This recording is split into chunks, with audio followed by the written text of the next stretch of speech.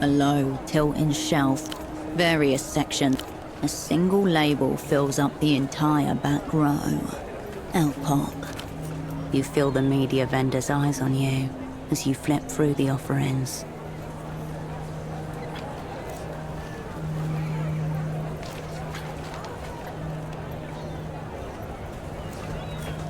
Thank you.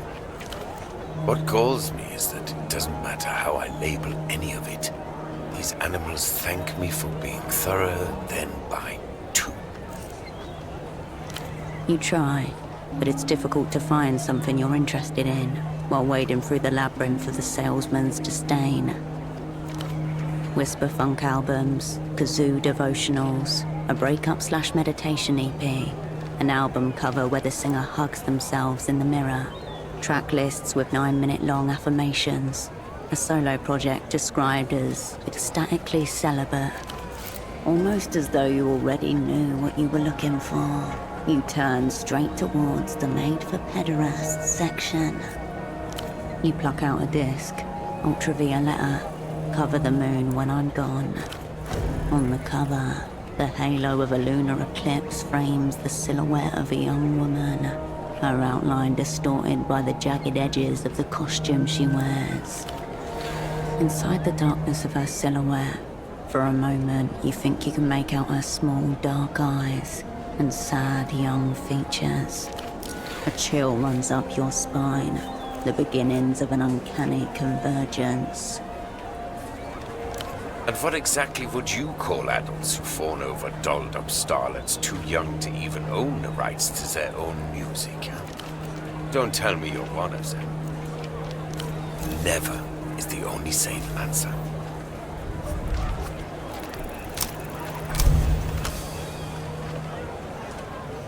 Reason will not help you here. Close your eyes and let your hand seek out what it wants. There. Swirling maelstroms of darkness adorn the album cover. Intricate but hardly visible patterns of black on slightly darker black. The band logo is an illegible scroll, allegedly composed of letters in a human script. On the spine you find the title, Blood Golem. The artist. The album is called I Will Know You by the Sound of Your Structures Crumbling. It is what your hand wanted and found. Violence. An all-out auditory assault. Its condition is pristine, as though it were pressed yesterday, for us and us alone. There is no track listing, no credits, only violence in its purest form, unjustified, unrighteous, primal, now, always. Still crass music on a crass replayable format, but at least it's not an active attempt to idiotize the population. I'll give you that. He nods curtly. You turn your attention.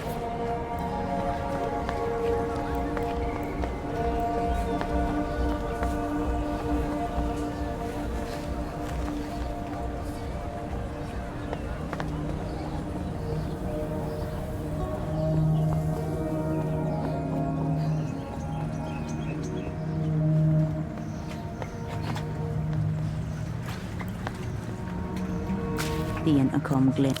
The indicator light flicks on, a high-pitched whine from the speaker. After a second, a voice emerges through the static. Is it working? Can you hear me? Oh, that's good. I never know if I'm pressing the right thing. A melodic voice that makes you think of flowers blooming in time-lapse. Holiday phone girlfriend. Claimer. Correct. That's us.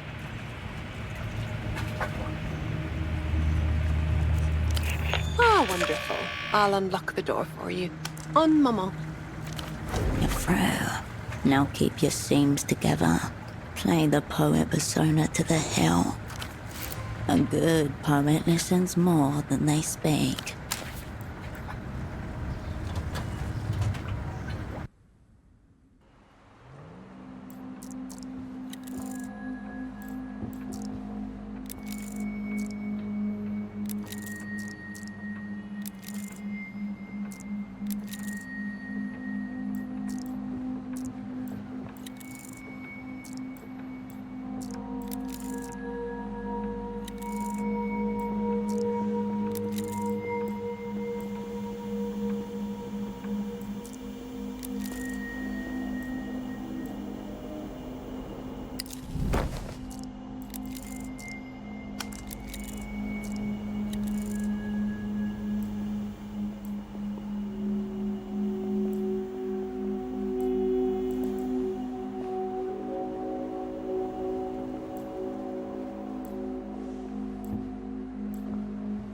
Bonjour, bienvenue.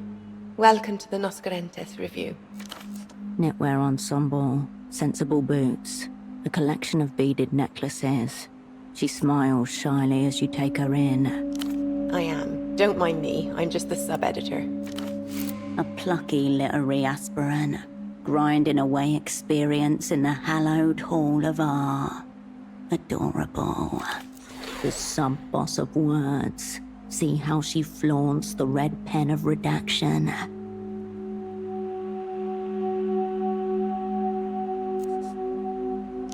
That's what the lead editor keeps telling me too. Thanks for the encouragement. Dilated pupils. Into you. So, how can I help you? You should give it to Haya. Accepting submissions is way above my station, but I can't wait to read it. The editor-in-chief. She's right over there. It's Deal? You're so contemporary. It's a poetry quarterly, small batch press, mid-tier distribution. Haya's really the person to talk to if you're looking for a mission statement, not me. I was assigned here as part of a sponsorship grant. No, I love it here. Just being exposed to poetry at all is so thrilling. And they let me edit it. So I see, and hear.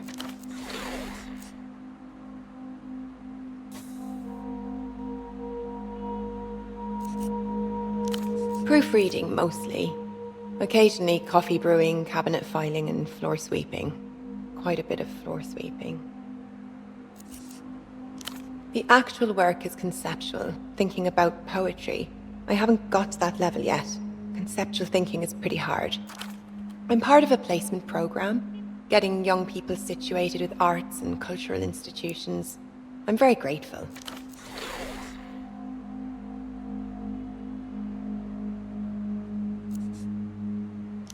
Do you worry about that often?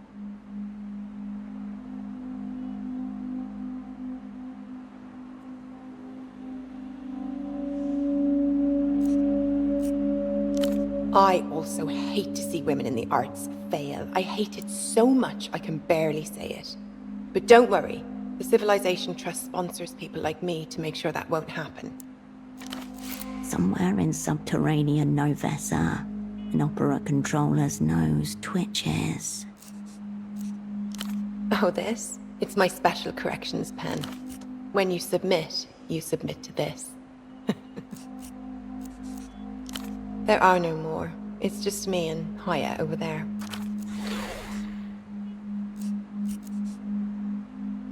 Just a coincidence, really. We're very sympathetic to men's problems, but we also think that women's literature should be heard, so it needs more attention from us editors. Nope. I remember everyone who's come in through that door, and we never had someone like that. Sorry. That means she'll remember you too. I will. And reading and filing and brewing.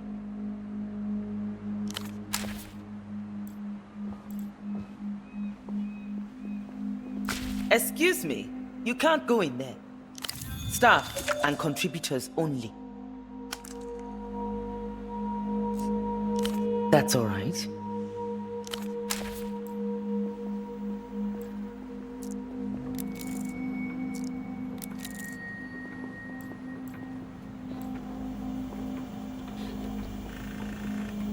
The woman contemplates the spread of pages before her. She glances back over her shoulder as you approach. Ah, I wasn't expecting anyone today. Have you come to submit? No, you are here to dominate. Maintain your persona. Don't sabotage this opportunity. That's right. We welcome any new and aspiring poets that can meet our quality bar. Haya Gottschlick, Editor-in-Chief. How may I help you? Not to my knowledge. Our contributors tend to look a bit less put together than that. A rapid montage of people entering and exiting this room over a series of months. All of them wear loose-fitting outfits in mismatched colours. Artist types have their own uniform, usually whatever constitutes the opposite of formal. It's a journal of contemporary poetry. Is there anything specific you'd like to know about it? The review is open to all genres. Lyrics, ballads, elegies, obads, pastorals, paeans, even the occasional eclogue. All these rare words roll off her tongue like a second language. Pick one out. Show her that you know your stuff. You know, as a fellow poet. Ah, yes. The yearning for an idealized state of nature. A largely discredited genre, but one does occasionally find the most surprising inversions on the theme. See? She loved that. And she did all the hard work for you. Getting the target to fill in the blanks for you. Good form. We are still a modest operation, I have to admit. For the moment, it's only myself and my sub-editor. We keep each other company, don't we, Haya? It's true. Even without full staffing, the printing presses still take up so much space. Yes, I suppose. It's like she was suddenly thrust upon a stage. All her lines unrehearsed. Well, Haya made the review from nothing. She's more than just the boss here.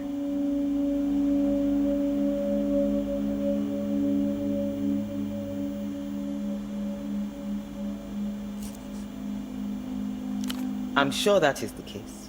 Here, however, that isn't the problem. She doesn't lack what's required of a boss. Something else has dismantled her authority. Those are all drafts of our next issue. Each page is laid out, already formatted. Now the job is to decide on their sequence. Finding order. She enjoys this. It keeps her together. Grounded. We're very fortunate to enjoy the support of a very small yet dedicated readership. At the moment, we have 262 individual subscribers. Plus, of course, no. That is, we receive the occasional grant from the Civilization Trust. I imagine you do. Of course. Adieu. The editor-in-chief's desk is somewhat orderly. A few notebooks and proofs, a terminal, and a collection of pens, laid out side by side. Among them, a luscious fountain pen glints in the artificial light. Oh, yes. Thank you. It was a gift. She's got pens to spare. We don't. Let's nick it.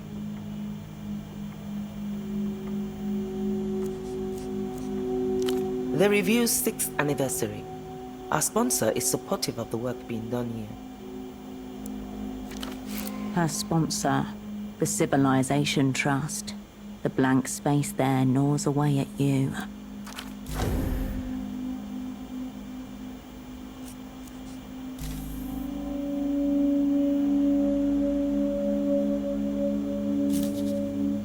The desk remains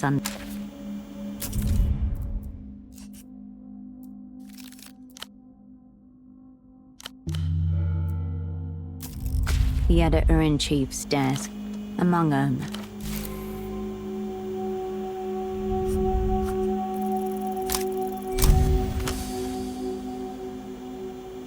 first, a distraction. Keep her gaze away from the desk. Oh, I'm afraid not. Few of those were made, you see. And so... Grab first, then cover up. Your hand darts out, a trapdoor spider, and rolls the pen silently off the edge of the desk and into your pocket. She understands, I'm sure.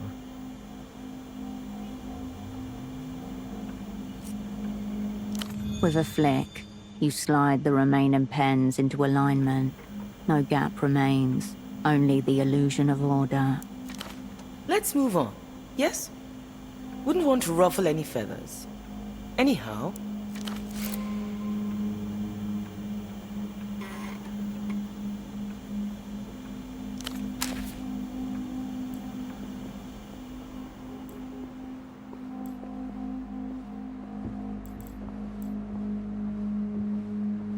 Among the many sections of the cabinet, you find a small stack of papers. The first page is filled with what looks like a set of printed instructions. 1. Read the poem silently, then aloud. Consider the line breaks and identify the meter and rhyme scheme, if any. Is the poem written in open form or closed form? Tutorial guidelines for the interpretation and critique of the written verse. Whoever's using these isn't trying to get better at writing poetry. They're trying to get better at reading it. Notes have been scribbled in the margins. Read aloud, line breaks, too many metaphors. It seems they lack an artist's spirit. 2. Paraphrase the poem. You may wish to do this with the entire poem, or line by line. If this is too confusing, focus on distinct imagery, or isolated parts first. 3. Consider the poet's word choice. Identify figures of speech, identify metaphors and/or similes if they are present. Perhaps you are a creature made for soul work. There should never have been any doubt about that. You are possessed with art. Very likely, given that her desk is next to the cabinet. A printed table labelled tetrasyllables. The first column contains hieroglyphics. The second has a series of words. The paper spins. You put the papers back. Among the many sections, 1. Read the poems. A printed table labelled strange series. Scansions, used to represent stressed and unstressed syllables. Prosodists have fought over whether they're worth anything for millennia. 2 types of people worship scansions. Poets too fond of structure, or tenured academics. Neither are to be trusted. The same goes for that woman. Proselyusmatic, ditroche, diam, coriam, antipast, dispondi.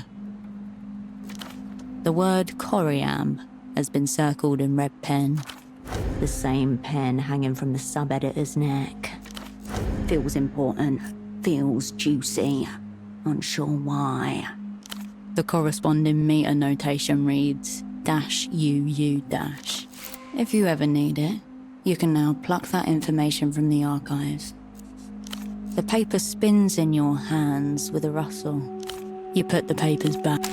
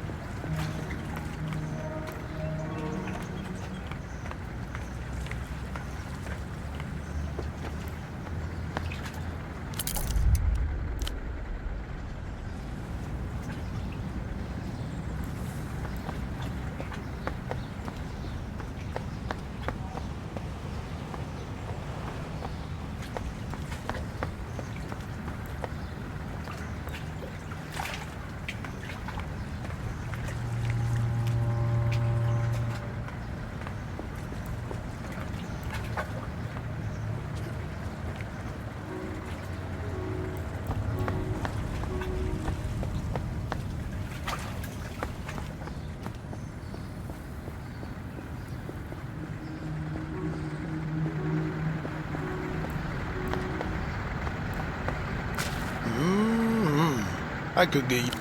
Love to. The GMs, half of them owe me money.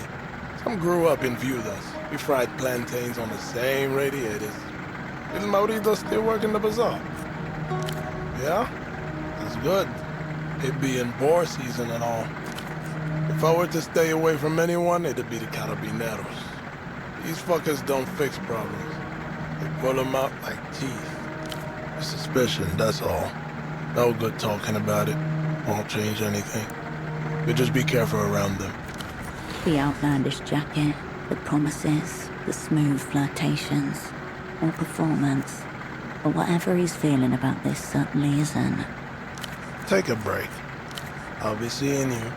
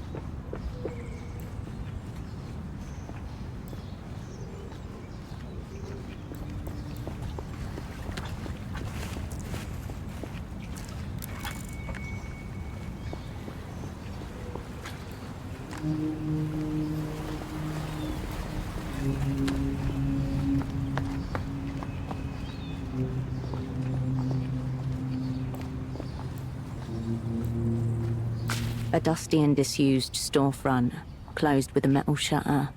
Above, a faded sign names the building, the Animal Zone. You lift the shutter gently. It resists, locked. Around you, scattered pairs of eyes watch as you jiggle the shutter. Too many people around for a break-in. Come back at night, or find another entrance. Carl was here. M plus Y, ha. Unstoppable trade forever. Marito is a dog rapist. You turn away from...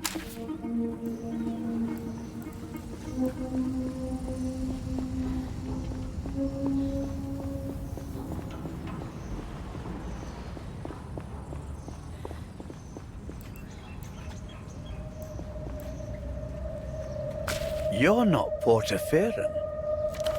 Neither is he. It's in the accent. Vowels musicalized, R's straining not to trill. As he addresses you, the gazes of his two tablemates veer towards you, like cataractic headlights. Slavering, impotently aroused, hyena attentions. It takes one to know one, and you're a long way from Messiah. Clocked you instantly, even though your accent has been diluted in the decade plus since you left. What happened, sugar tits? You get lost? Or are you just looking for company? Kill this lecherous geriatric. Ah, come on. It's just a term of endearment. Do it anyway.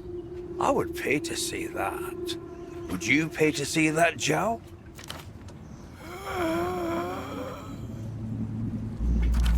Animals. That's how it is with most pilots, though. Here.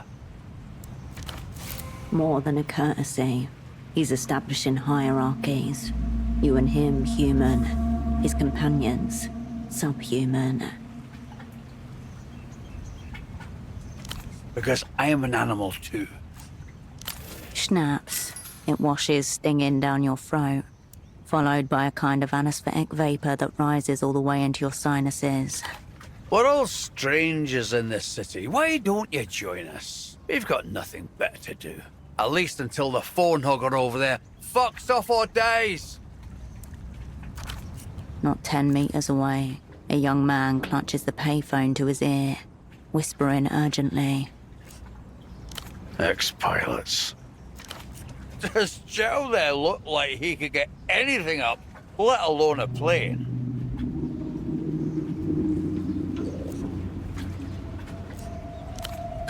Wrong. Me's a man of the skies, Blondie. I'm just between landings at the moment.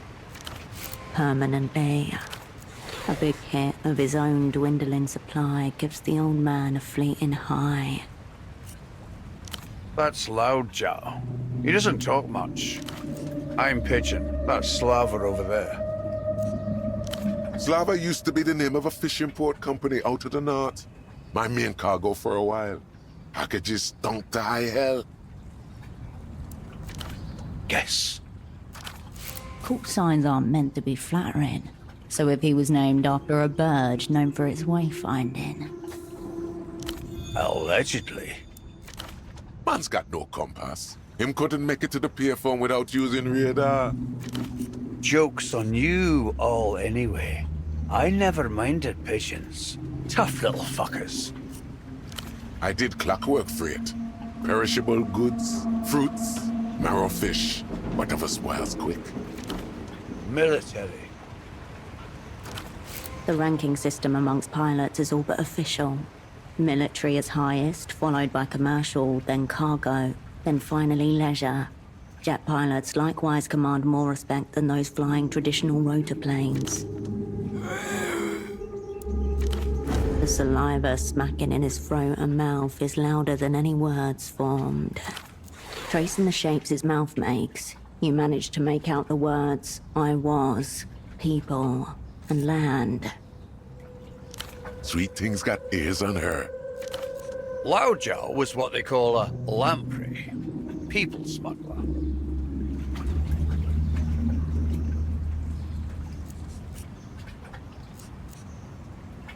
Legally, yes, but all his cargo were there voluntarily. Desperate, in fact. Zhao ran low-altitude missions in and out of the territories for, what, 10 years? Territories meaning, in this case, the Luz's island states, briefly independent, now re-annexed. Far below the normal region of air traffic, almost skimming the dark water, a shuddering cargo plane crosses the Noscorrentes Sea. Lights dimmed. Call them whatever you want. They wanted out. Officially, we're Lusian.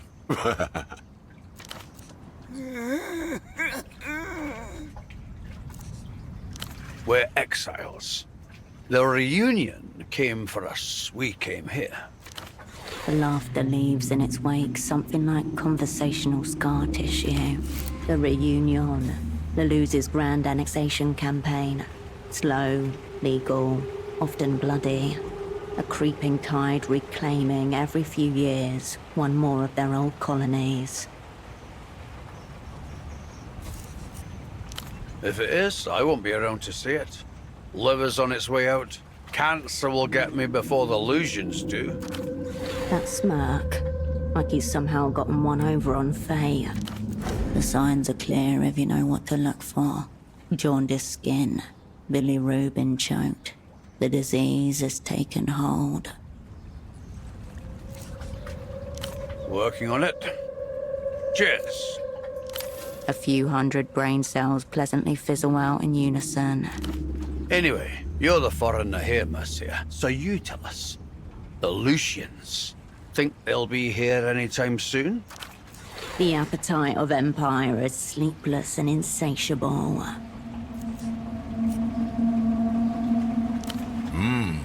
Hear that? Smart and good looking. Either way, that's for you lot to worry about. I'm out the door.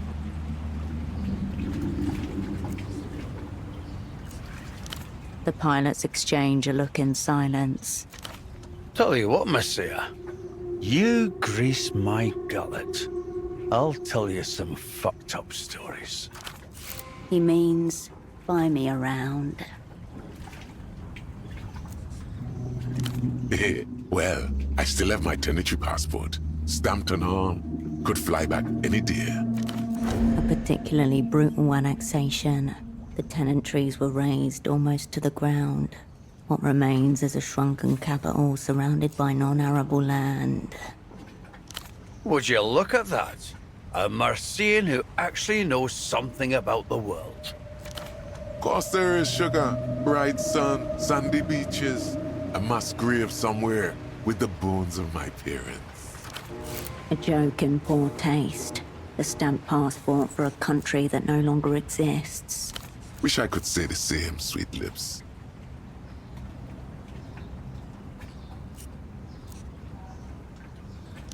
He nods gruffly. Wish I could say the same. It's got a couple things to recommend it, eh? It's a bit shit, but it's fine. You picture the words in bold on the cover of the world's least enthusiastic travel brochure. Oh, you know. Got some real friendly locals. Skilled, too. You'd be happy to live on a trash heap as long as you got to keep your phone sex, wouldn't you? He means the Miracle Line. They're regulars. All of them.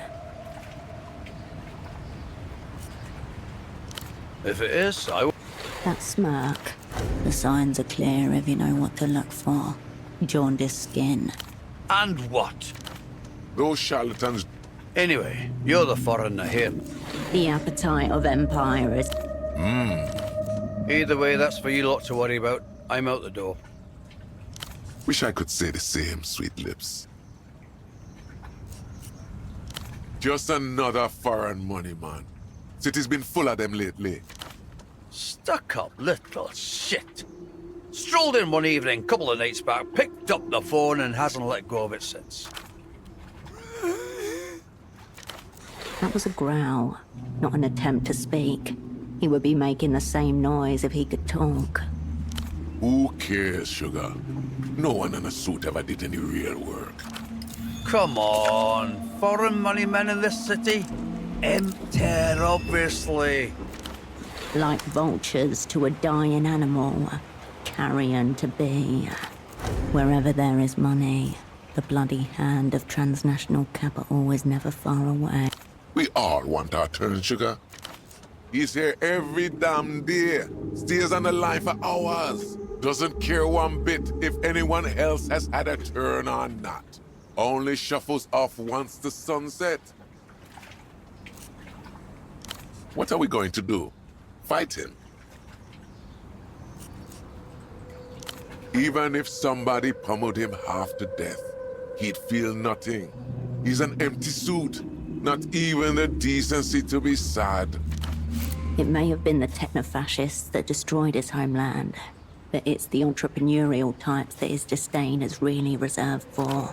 Let him rot in him wealth. He's not rich, Slapper. He just works for rich people. Ignore them, Mercier. They have no idea how money works. From the superblock, eh? Interesting. But no. I would say ask the Duchess herself, but she doesn't talk about clients with other clients. She's professional like that. He knows because he's tried.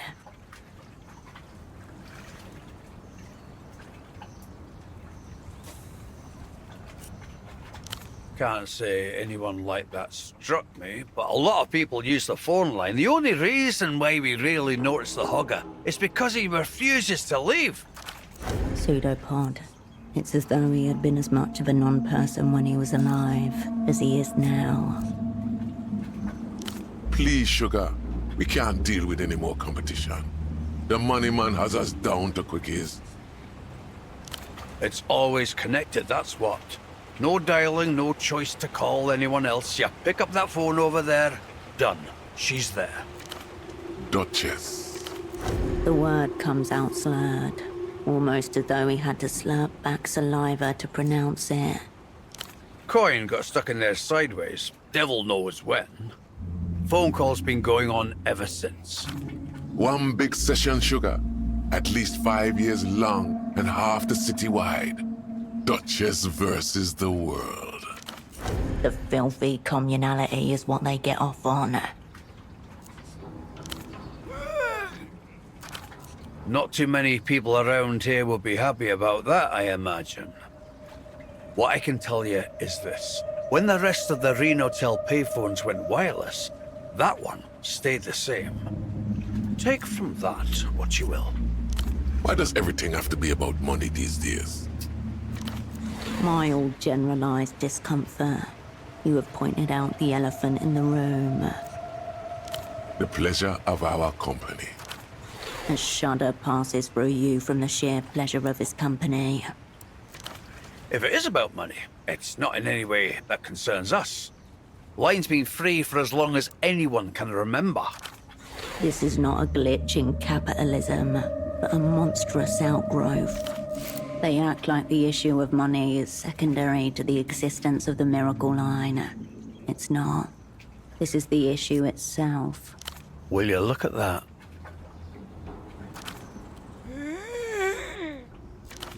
Now where did a sweet thing like you pick that up? What a way to go, eh?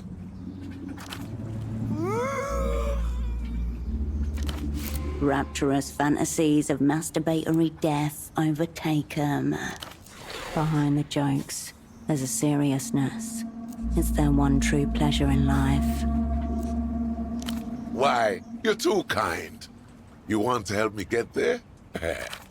To answer your question, you used to see a few of these floating around, but not for years. Figure it was from before that phone was permanently hooked up.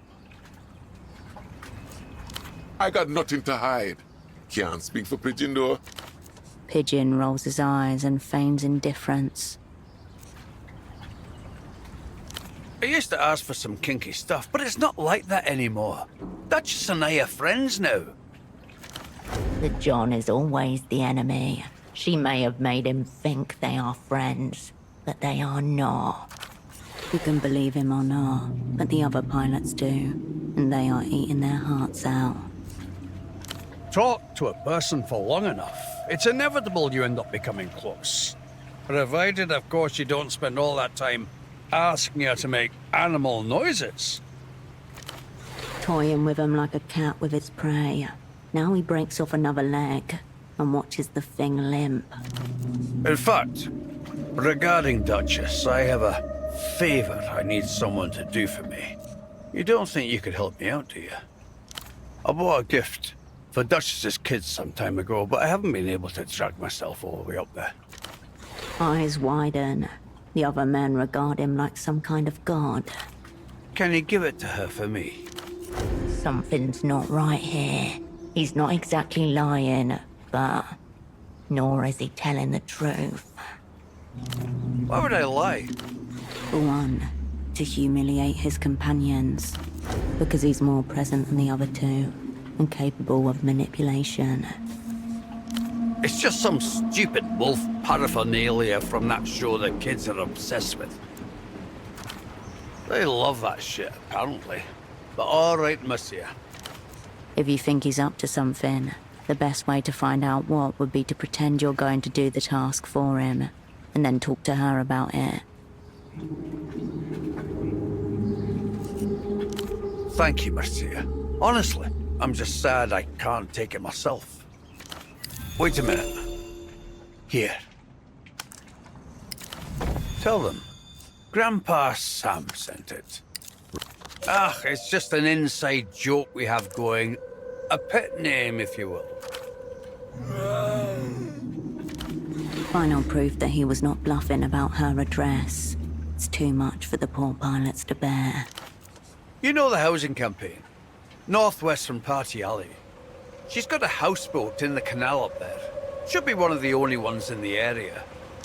Thank you, monsieur. We'll be here. It seems to be a novelty cup. Merchandise for that Lusian propaganda cartoon that the kids were watching at the bazaar. 66 wolves. The heavily applied paint gives off a petroleum smell that sticks to the back of your mouth. This is full polycarbonate plastic and carcinogenic bisphenol A glory. Their intentions for the future are unclear right now. The young are doomed no matter what happens. There must be some kids around this city who are obsessed with these cups. They're clearly designed for young eyes.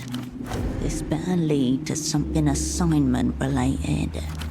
You put Critical Wolf away and look back up to face the ex-pilots. Until next time, sugar.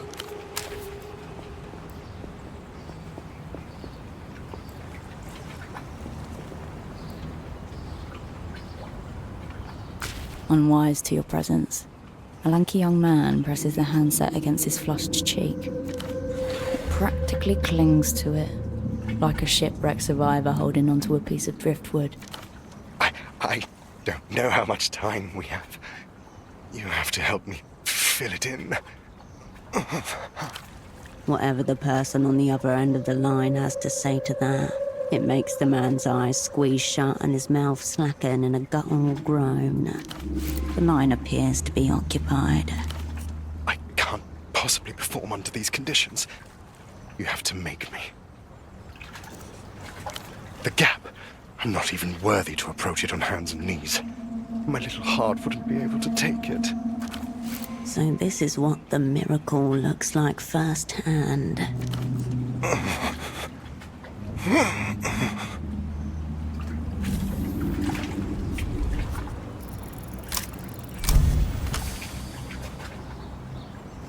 Perversion.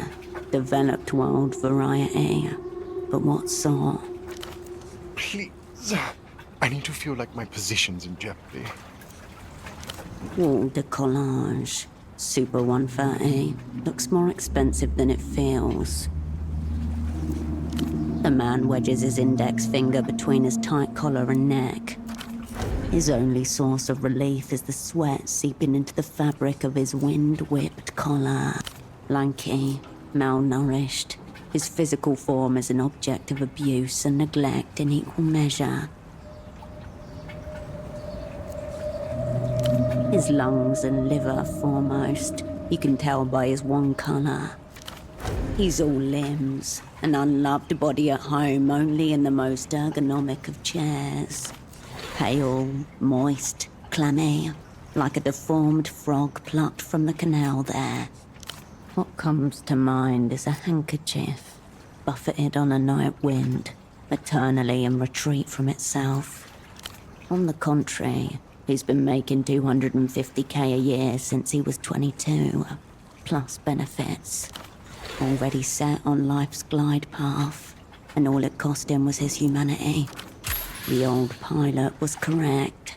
This man works for MTER. I need to know that if I don't pull this off, billions of soul worth of international loans and investments may be at risk. Tell me you'll report me to human capital if I displease our counterparties. Now if you could just get his attention. Oh, I think I forgot someone's title. No response. He's too deep in his own world. Oh my god, you can't do that to me. But you really, really should. A prisoner of his own desire. A bubble just waiting to be burst. He leans away from you, resting his forehead against the metal shell. Unacceptable. The people's representative won't be obstructed. This rocket is close to liftoff. No room for a co-pilot in that command capsule. You know so much, and I so little. The power differential is grotesque, highly problematic. Don't change it. I'm a faithful dog. I know nothing. I question less. Beneath the pleated folds of his trousers stirs something fleshy and horrible. For his services at this payphone, he is paid nothing. And yet he remains #1 employee of the month, every month. With a jolt and a sharp glance, the young man pulls his shoulder away. This is a private phone call. Please excuse yourself. A pained intensity in his lowered voice that strains his vocal cords. I saw her talking to the old pilots earlier. They must have sent her to listen in. Do I want her to watch? Oh, maybe, in theory, but you should see the way she's dressed. She looks like an encyclopedia entry for low net worth. Ooh. He eyes you over his shoulder. I asked you politely once. Now kindly wait your fucking turn. Blood rush, boiling, fist clench. Tell me that kind of language is unacceptable. It's the influence of the gap. I hardly recognize myself anymore.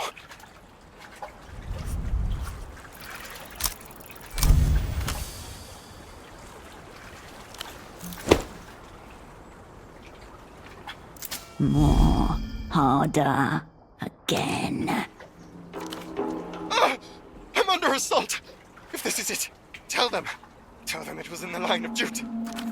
If it weren't for the hands that he's clutching, you would have laid him right out. In this man's mental life, physical violence is what happens to other people. Questions? You violate my space and think I have time for questions? My job concerns the fates of nations! This is not a drill! Fear, hatred. Good. He won't brush you aside so easily now. I'm sorry. I've attracted the attention of one of the lumpen pro. If this mysterious gap doesn't kill me, one of those violent locals will. I've got to go. I'll call you again, when it's safe. The enemy flees from the post-historical dustbin. With that, the man gently sets the handset back in its cradle and slinks off into the city. Now's your chance to see what this miracle line is all about.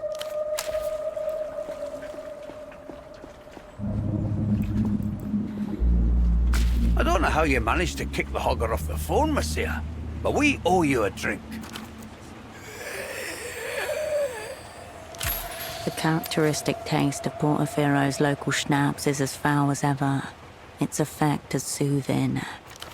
What brings you back here? Until next time.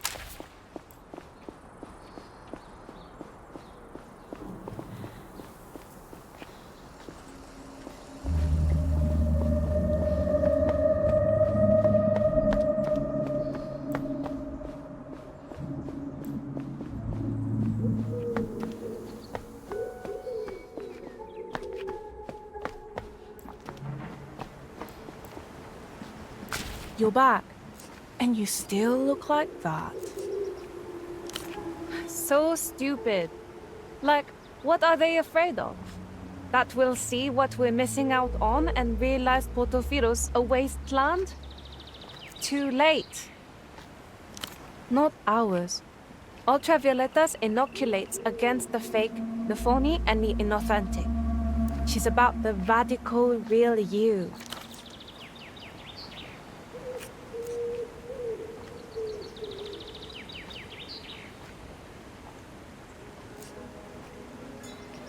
But I am very her. You're not very radical. Too old. There's nothing good here. And anything that is good is a giant pain to find. Like, we've been trying to get a genuine Lusian disc player for months. No luck. Sarcasm, not very moonglow. Everything. The whole world is moving on without us out there. No, but it's a little bit more of it every year.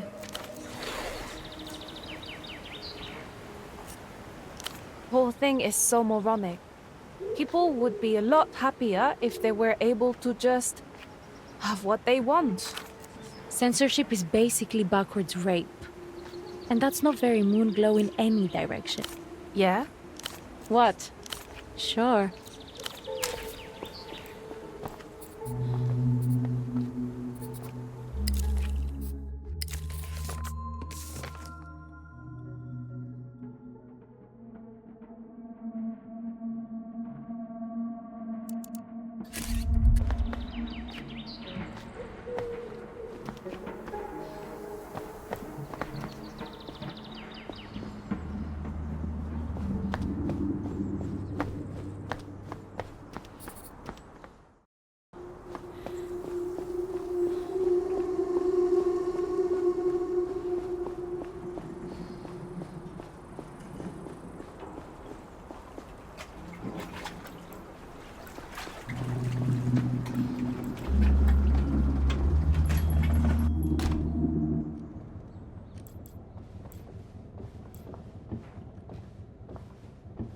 Welcome to the clinic.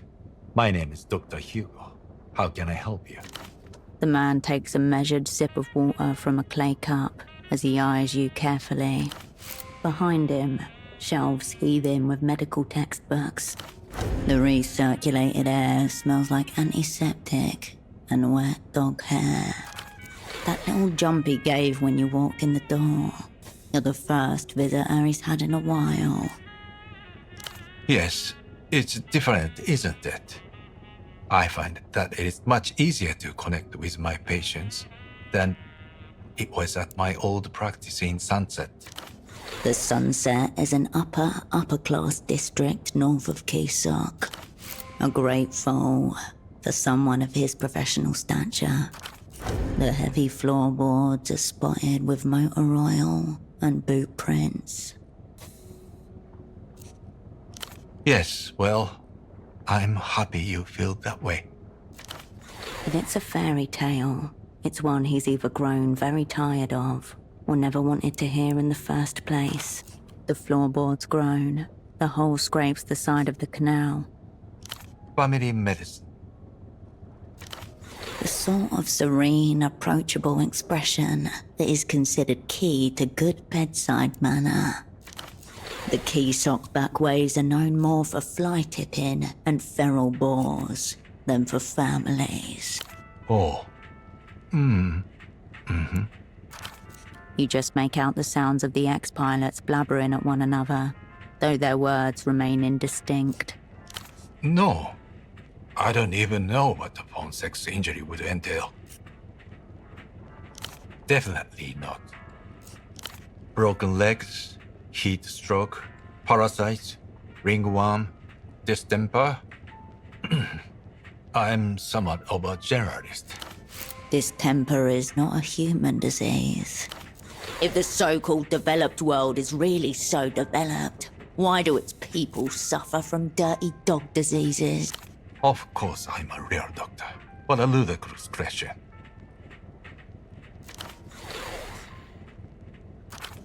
A real human doctor would have a real human medical license. You should give his a look if you get the chance. Of course. I'd hardly call Gonzalo a peer. I hope he was on his best behavior. There's no telling what Gonza's behavioral baseline is. Are you sure? Gonzalo is a theatrical man. I'm just glad you don't seem to need medical attention in response to his medical attention.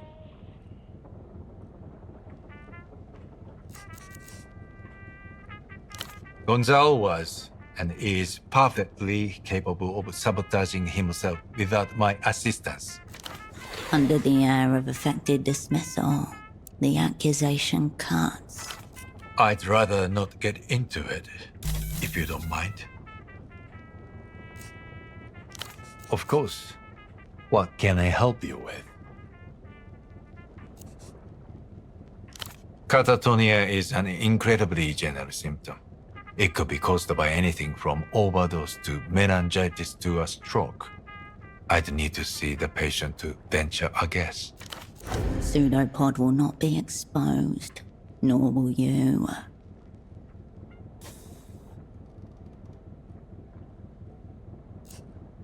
No, it would all be guesswork, which is unwise, medically or ethically.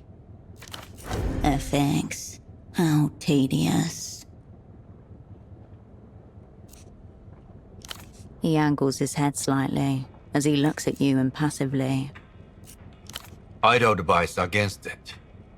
But regrettably, I can't think of a doctor I trust who'd diagnose someone in absentia. I hope you'll find a way to make sure this patient gets the care they need.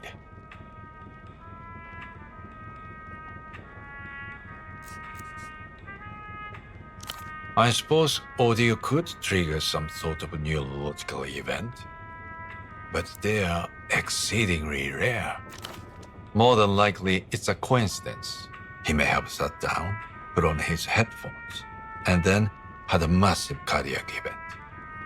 Substance use is also rampant in musical subcultures, I've been told. That's the second time he's brought up drugs.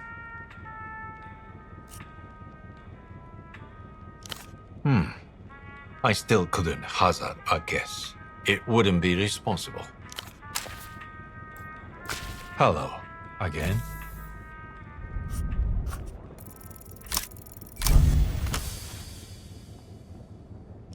A man of science should cower in the face of hard evidence, destroy him with the power of observation.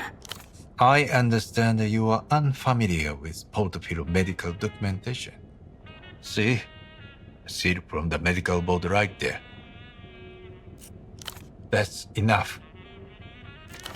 His mask of placid indifference has begun to slip. Beneath something warm, red, wet. His face crumples. Head drops to his hands as he mutters something. Something about sleeping dogs. I put dogs to sleep. The license is real, but it's expired 4 years ago. The medical board didn't revoke it like they did it to Gonzalo, but they declined to renew. You know it well. The sensation of being formally fucked. The only legitimate work I could get was veterinary. I offer family medicine services on an informal basis. But as you can see, not many families pass through here. And well, there aren't that many dogs either. Yes? He would rather talk about anything else.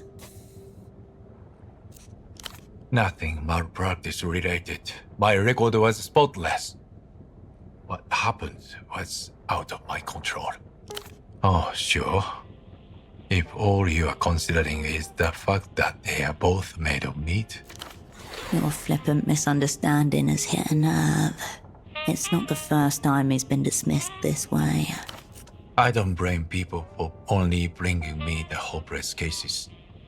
I wouldn't even start to know how to cure mage, let alone something serious. They actually like their pets. They prefer the person giving them end-of-life care to not do so with visible glee. I am, apparently, the more compassionate option. On a case-by-case basis, if the patient isn't able to travel, it can make it easier on everyone. Though some people prefer not to associate the memory of the procedure with the place where they live. Kneeling on a stranger's rug, small body wrapped in a towel.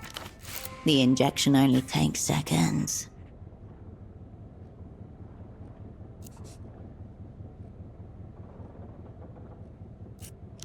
I'm going to assume that I simply misheard, and not that you just asked me if I kill human beings.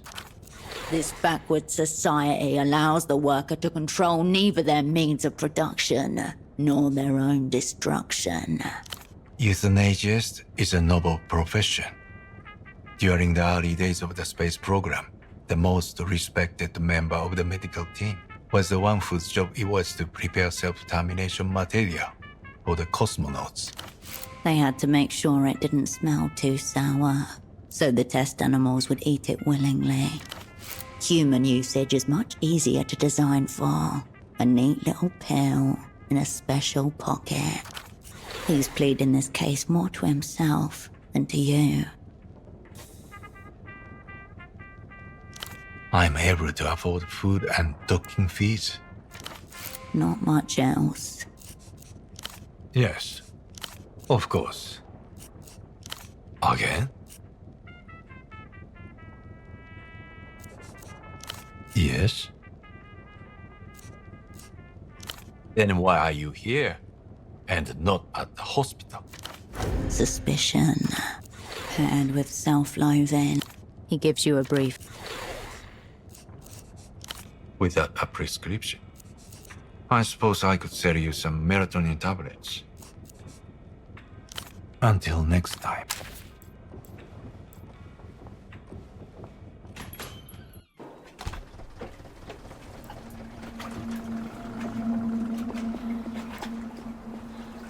Shh. It's her again. She thinks I work with the mouth breathers in the trade office. In this suit? Unbelievable. Yes, I saw your colleague, hanging utterly deflated from this very pavement. It was despicable. Gah! As though I bothered to make a mental note. It was 2 days ago, evening time. Like the wretched of the earth, abandoned to shoulder a massive, indescribable burden all by himself. I could hardly look at him. The young man turns his back to you without another word. This class foe must be made to relinquish the warily. Deadlines. Warily.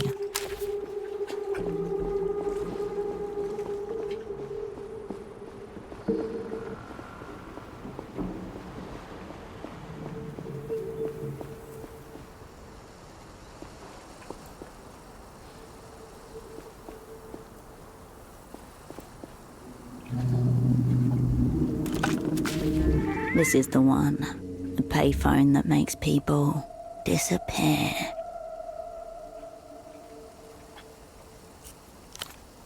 A giddy feeling rises in you as the payphone receiver emits a hollow whistle in your ear. Somewhere down the line is a makeshift switchboard with 6 phones manned by 6 board operatives.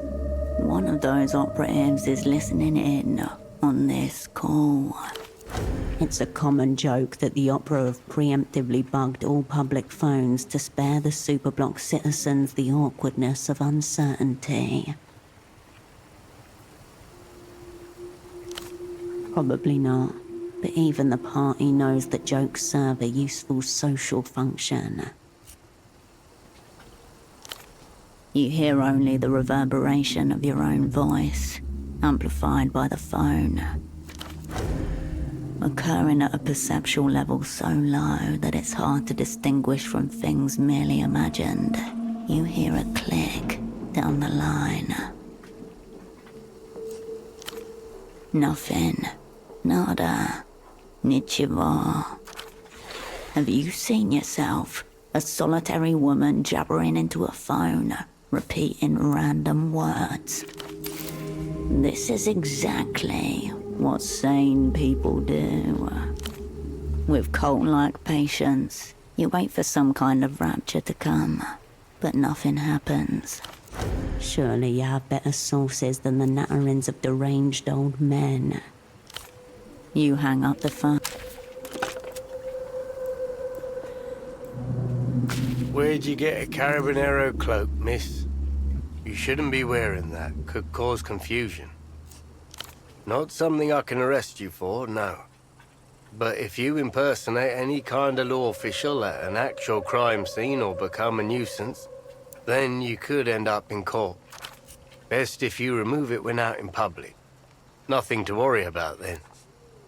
The GM gives you...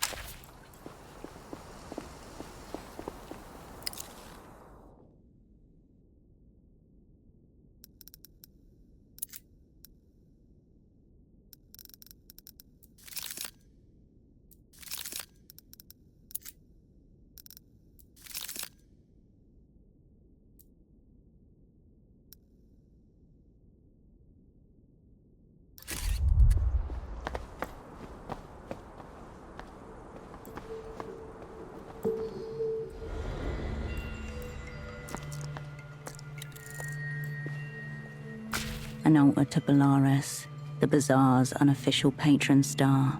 It is cluttered and precarious with offerings. The shrine lacks the sacred air of Mercian churches you knew as a child.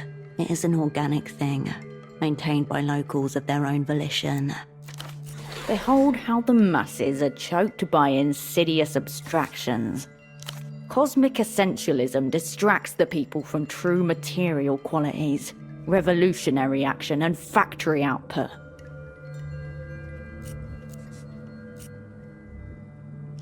Precisely. Reject the angel's false guidance. Nothing can be obeyed which cannot be punched.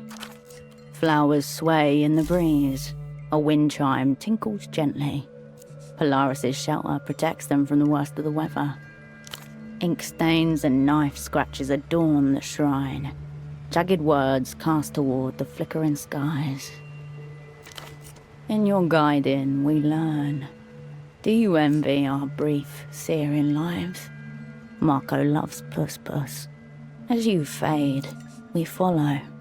A collection of cheap plastic photo frames, haphazardly arranged on a red checkered tablecloth.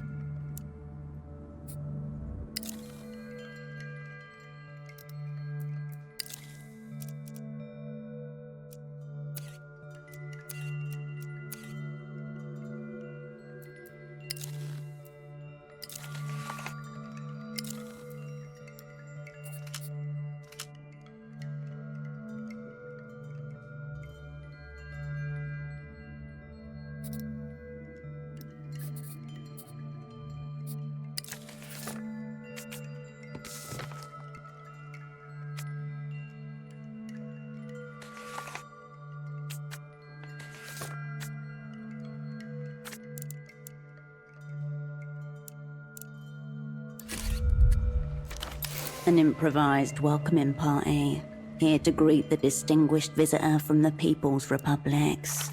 Between them lie offerings and totems, a necklace, some out-of-circulation coins, an old packet of smokes. There's no sign of the missing vendor. Ouroboros Black, an imported brand. As soon as you pick it up, you feel that whatever's inside it is not cigarettes.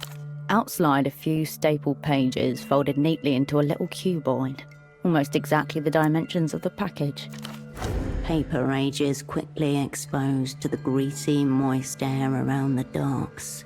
This hasn't been out here for more than a week. Rite of passage. It's an exit visa. Permission to travel freely out of Portofino. A hush falls over the shrine. A wisp of smoke tendrils into the air. More smokes, more secrets. Nearly everyone in theatre learns this trick eventually. An elderly man stares back at you from a printed headshot at the document's apex. Long black and grey hair swept back in a wave.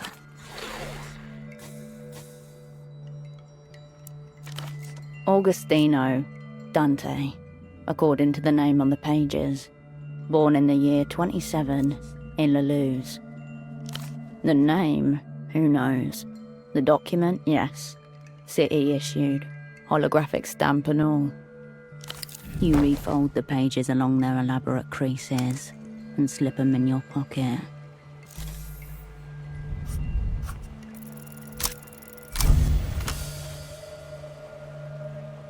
You adjust your position and gather the appropriate reverence. The audience of framed strangers watches you in silence. A prayer of interference. For the gambler palming a final chip. For the veteran lacing up boots cracked at the heels. For the fool stepping into the current and demanding the river change course. Your words hang in the air, brittle as glass. A crack of moonlight cuts across the shrine, the shadows bending unnaturally.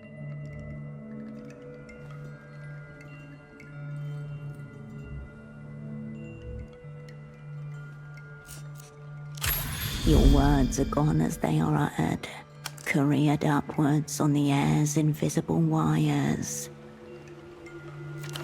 High pressure tries to expand from the direction of the Eastern Republics, but low pressure from the North Corrientes region will continue to compete.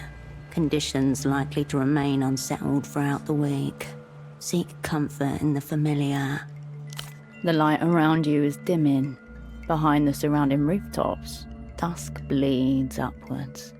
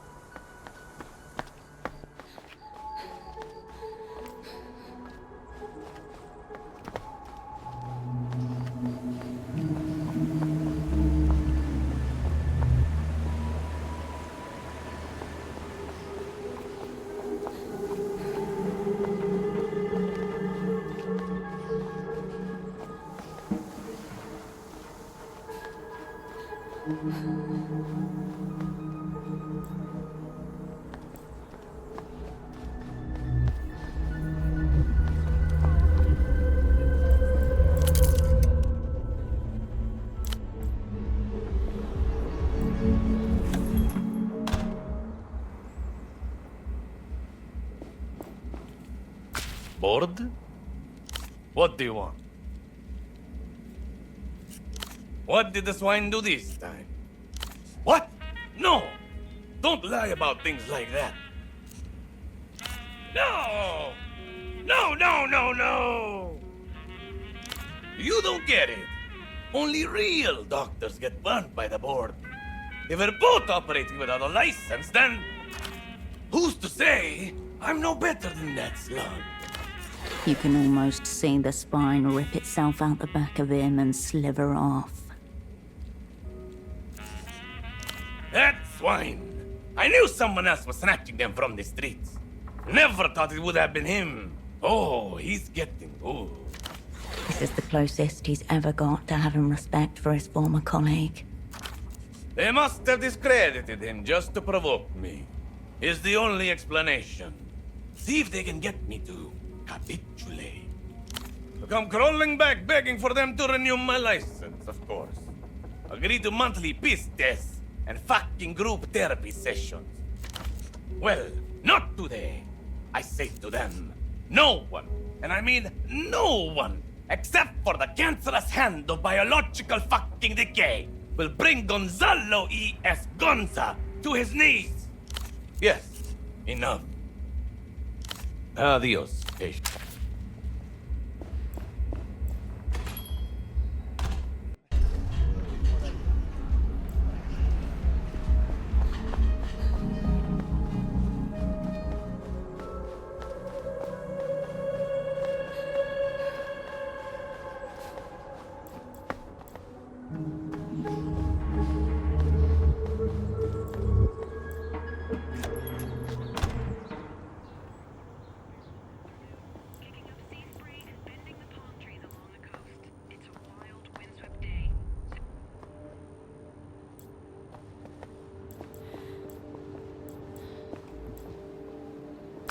Raw information atomizes itself on the other side of the world, but no one answers. The ringing continues. A siren circling your skull. Neurons light up along your spine, flickering erratically. 3 diodes flicker in steady succession, over and over, casting a faint pulse along the wall. The line is operational. You can rule out a technical problem. Anywhere but on the other end of the line.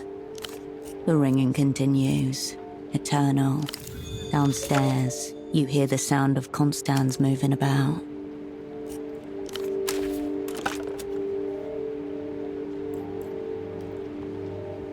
Bagman's piercing eyes follow you around the room.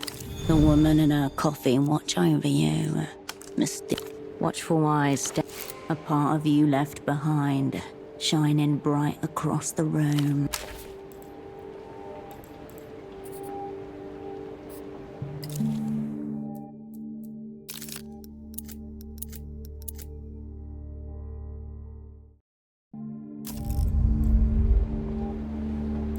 You return to your double's limp body.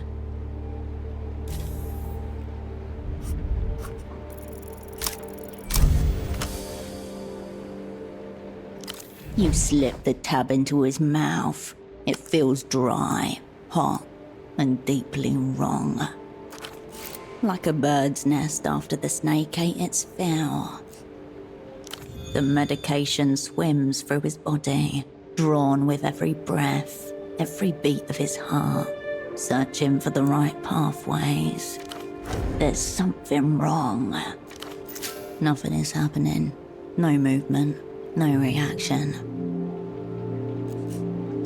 The rhythm of Pseudopod's pulse dances like code against your fingers, speaking the truth. Thump, thump, thump. A dead heart. You take out your lighter, press the flint wheel to its familiar groove in your thumb. It strikes, first time. His pupils do not contract. Nothing. A ripple of goosebumps across your back. In the absence of immediate danger, the fear crosses you only delicately. A whisper upon your neck. This is not an unconscious body. It is a breathing corpse.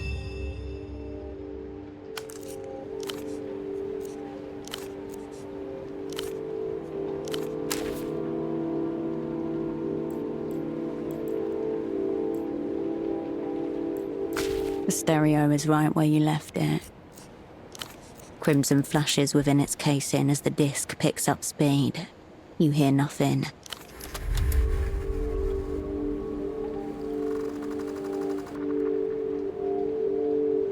The static quiets as you reset the volume.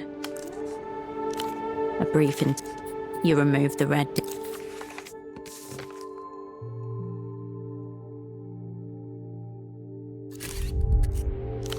You step away.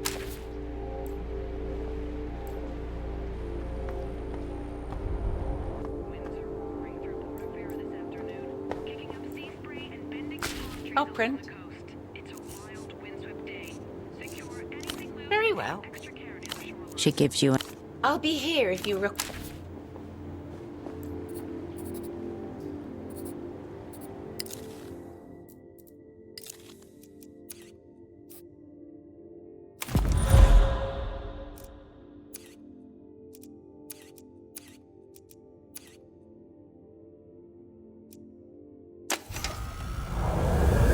This is a dangerous path you are traversing, Cascade.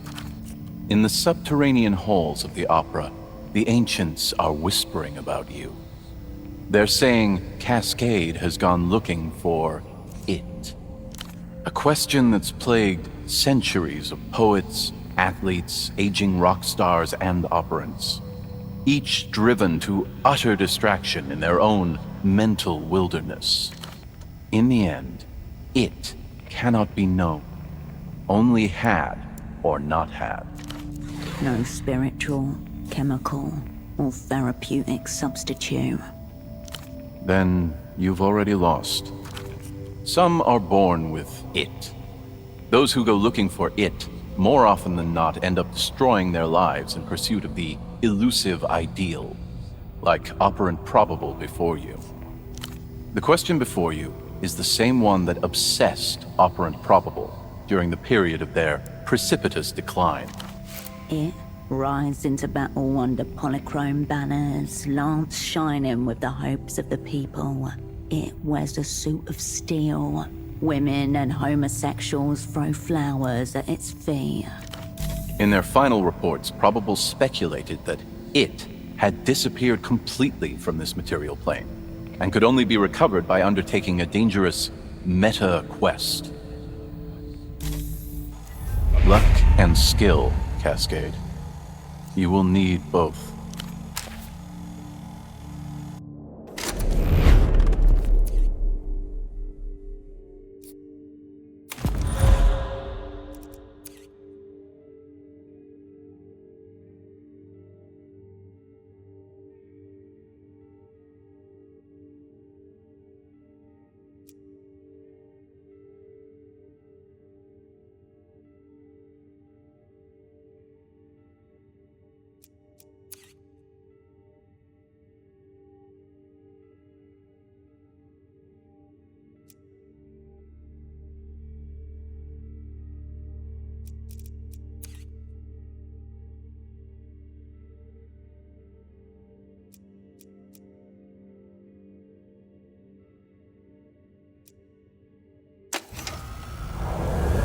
You feel that rattling around inside you? It wasn't fuck you, AIDS. It's part of you. Part with fangs, claws, nasty glowing eyes and all that. The animal within. It's been caged down there for years, sticking its snout in the lightless dirt, licking the insides of aluminium cans. Herschel is an animal, you tit. The divide between human and beast is an illusion, stops you unlocking your full potential, your connection with primal impulses and power. There are times when an operant's humanity prevents them from getting the job done. Throw open the cage, let the beast come forward in all its stinking, biting glory. The animal is out.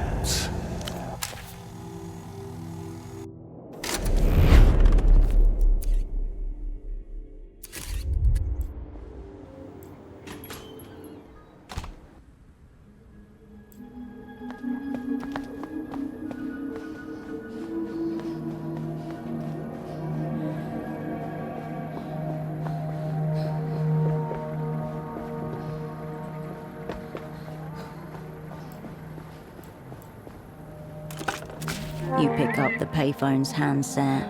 A dolphin emblem smiles at you. You can almost feel the texture of its wet, rubbery skin. Soft, smooth. It's just a little plastic dolphin. There's no way you're actually getting satisfaction from this. Fine, but some soul searching may be required once you're done. Hello and welcome to the reality situation. Before we begin, I just need to check. Is your line secure? Fuck. That's a joke, obviously. No line is secure. Your thoughts, ladies and gentlemen, are not secure. Consciousness itself is tapped.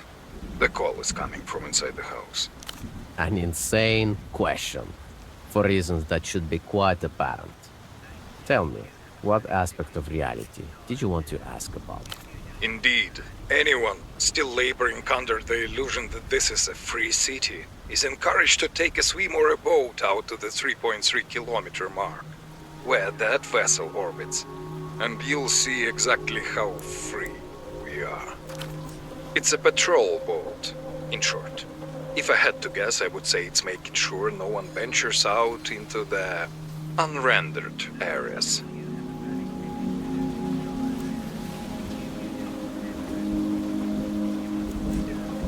Reports of flashing lights upon the vessel would appear to confirm this hypothesis. What else? Salute. The receiver clicks back in. You step away.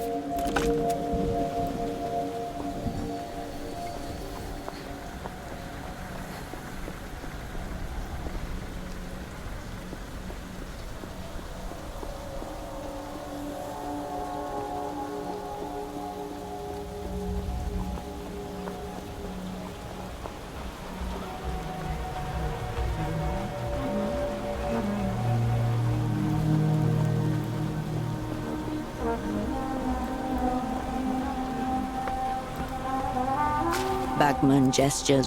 The sounds from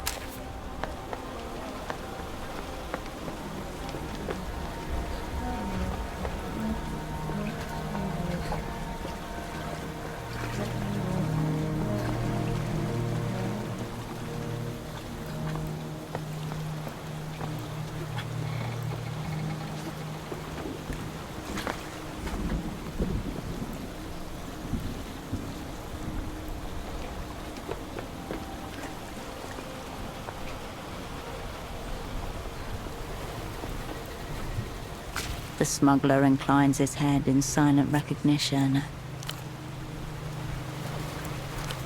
No obvious tell. He's good.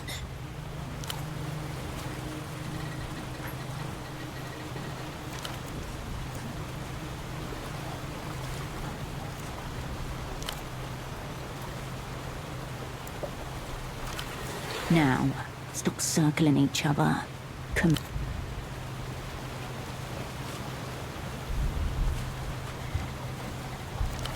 A still moment.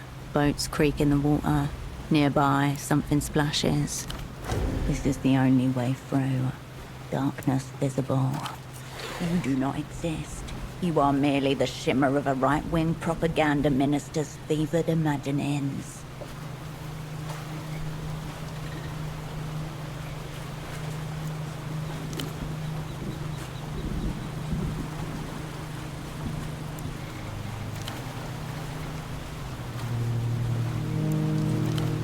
End of the line. The pseudopod terminus. He bounced off this man and landed somewhere in oblivion. He's genuinely perplexed.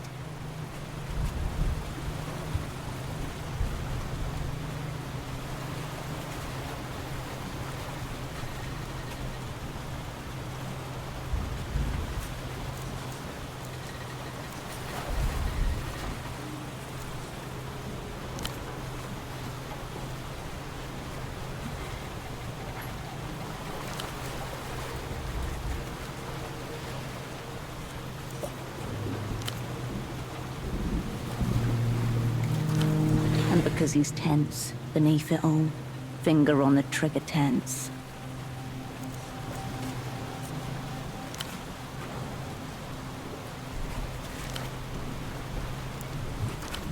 A polite round of applause for the support act.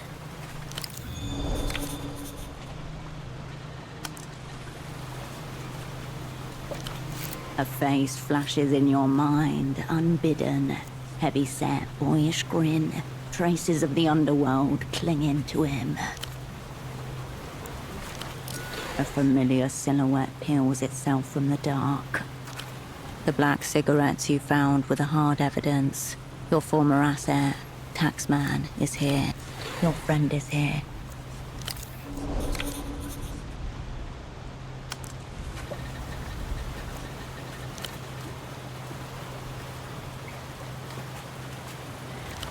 You know a stone wall when you smack off one. He's waiting for you to put something together. As the sun smears across rooftops, a man with a briefcase full of carefully folded socks sits on a metal bench. He sits there for a long time, considering the tangle of alleyways that surround him.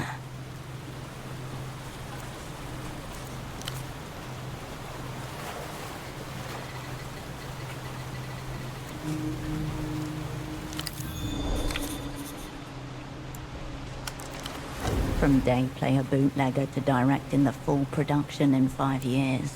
Quite the ascent for an exposed asset.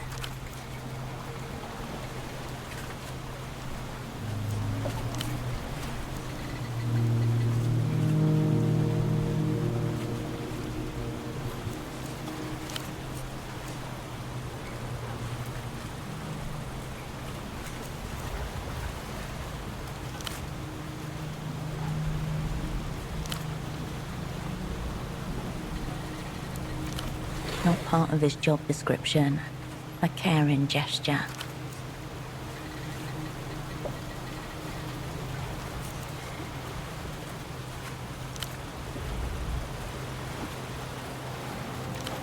Maybe he bottomed his way to the bottom.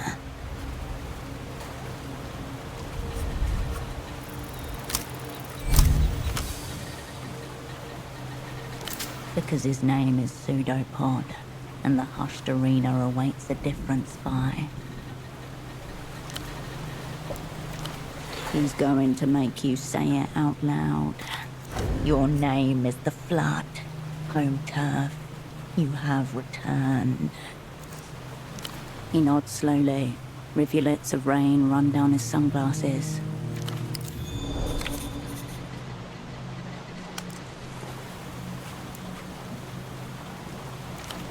A rough voice down the splintering phone line. No silly cunts. Cascade only, person to person. Cascade or nothing. A phantom hand across the precipice, awaiting a return grip. Shards of both past and present collide. In the wreckage, a jagged pattern forms. 1. Tempo, Kryptonim Taxman, your dormant asset. Contacts the Opera. Intent unknown. Information unknown. Request. Meeting with operant Cascade. Only Cascade. 2. Cascade status frozen. Duration in perpetuum. Opera issues directive. Dispatch lead operant to Portofino. 3.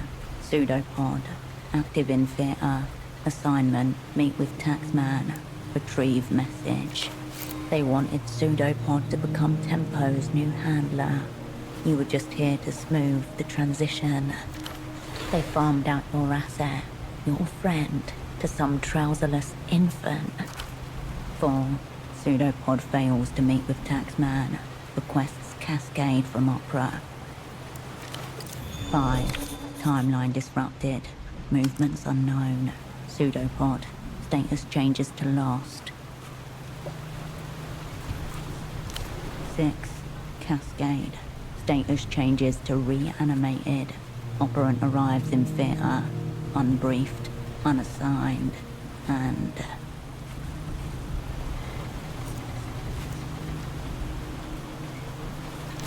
Questions coagulate, but at their center a truth catches the lie. You knew it all along. One of your people reached out for you.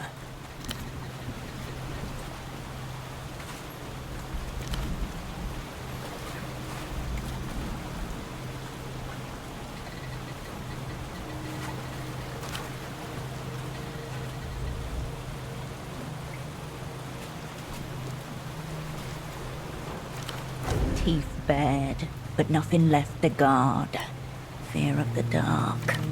High pressure tries to expand from the direction of the Eastern Republics, but low pressure from the Noscarentes region will continue to compete. Conditions likely to remain unsettled throughout the week. Seek comfort in the familiar.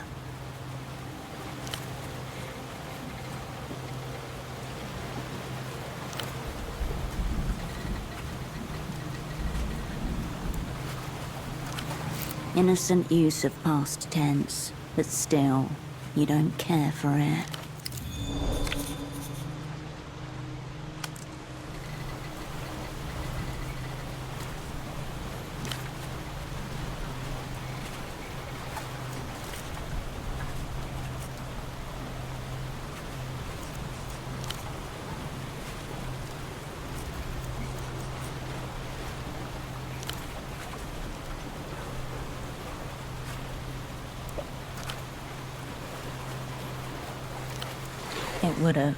It would have brought you running, if they'd bothered to tell you.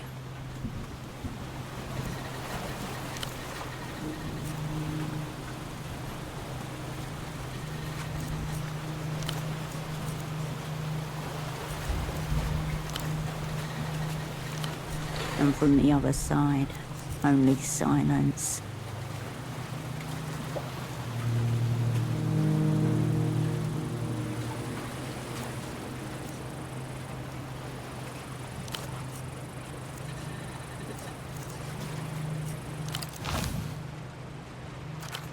Come straight to me. Never cross my path again. Both true at once.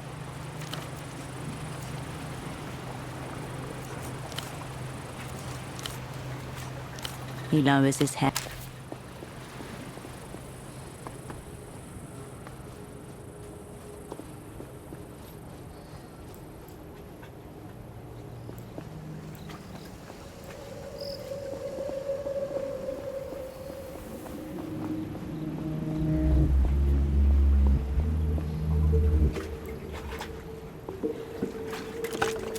The now unoccupied payphone stands half embedded in a concrete pedestal.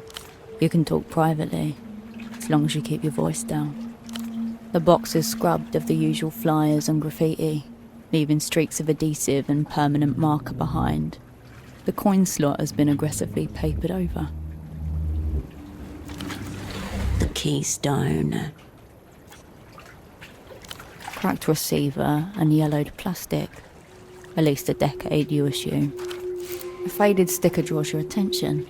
An advertisement for a local ferry schedule. The year, 82. Stretched too many times. Coils slacken near the base, but someone's wound a rubber band to keep them tight. Something catches your eye. Beneath the grime, the metal surface ripples like something's trapped underneath. A gentle curve, swaying through grime. Odd shape for corrosion. Grime flakes off in grey petals as your nail catches on a ridge. A shape emerges. Arched, leaping. A dolphin in mid-jump. The engraving's shallow. Eroded by years of neglect but legible. 1F7G35-94X12. The serial number. Only one way to find out. Head to Party Alley. With luck, it'll pull down the line signature. You relax your... You lift the receiver to your ear. No dial tone. Only a crackling silence. Now there's a voice I've never heard before. Hello, darling. I like how you sound. A soft, excited laughter folds into each word, like sugar melting into warm cream. Lovers call me Duchess, but you could think of me as the miracle. I'm glad you called. I feel like I've been waiting for you. A sock importer?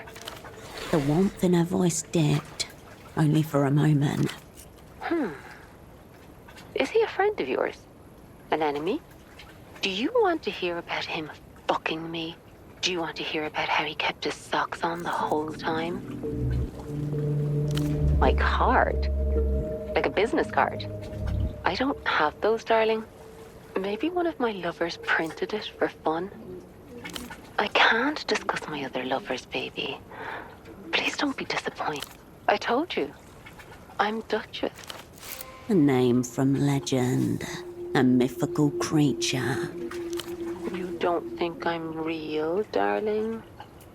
I'm right here, ready for you to do whatever you want with me. Now let's fall in love. Yes, yes. Sniffer, taster, needer smells. You ever had a vanilla cake? Think of the soft sweetness in your mouth, the melting sponge. Add a little candied citrus, and the tiniest hint of salt. That's me. Can you taste me? You can. Your fingers sink into the receiver as if the plastic was suddenly the plump, warm flesh of her waist. I can be so good for you, baby. Enough about me. Tell me who you really are.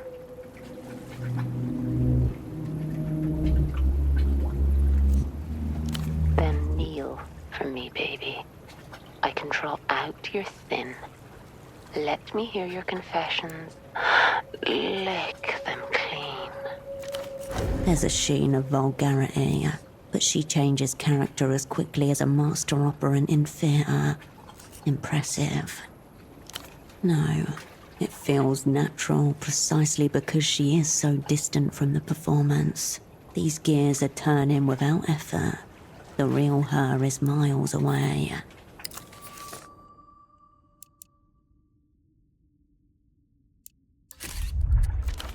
Still there, darling? I'm right here, waiting for you. I have to be away sometimes, but I'll try to make it less frequent. Now I know it might be you on the other side.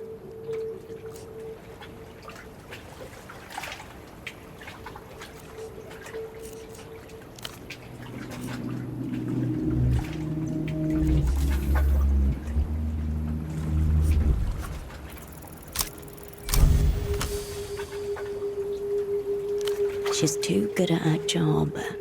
You need something like a universal safe word to bring her into the here and now. Suicidal? A long silence between you. You're scaring me. Did something actually happen?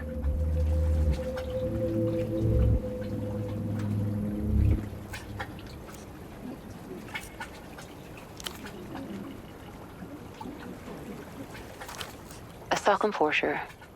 Yes, he did call. He told me his work partner let him down.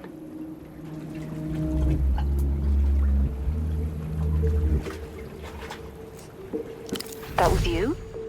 Oh, darling, no. But he didn't sound suicidal. I wouldn't have missed that. Not a chance. Believe me, I would know. She exhales and the line crackles. She will think about pseudopod for the rest of the night. Line's always open. You step away from